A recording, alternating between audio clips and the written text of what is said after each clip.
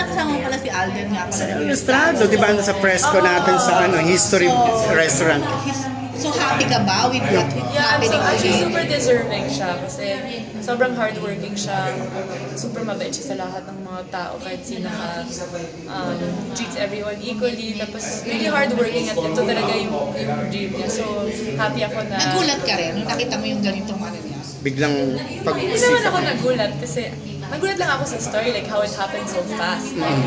Kasi you think na simple lang yung bagay, pero naging sobrang laki.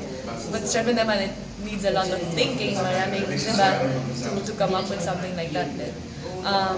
So happy ako para sa kanilang dalawa. Yun na. Cute sila.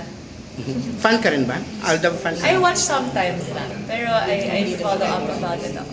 Were you able to watch last Saturday? The Hindi Philippine naman, pero Arena? nakita ko yung mga post sa Instagram at sa Twitter as in, kahit pagdating ng Pope dito, wala masyadong tao na yun. Diba? Iba yung crowd nila, ang laki. At saka yung trending. Trending. Tapos yung, nakita ko yung mensahe taga-States sa top executive ng Twitter. Oo. Na ito yung Message. pinaka... Oo, diba? Parang, So proud ka rin bilang isang kapuso with what's happening. super proud ako, syempre. And I'm happy. Hindi pa ako na-meet si May. Okay.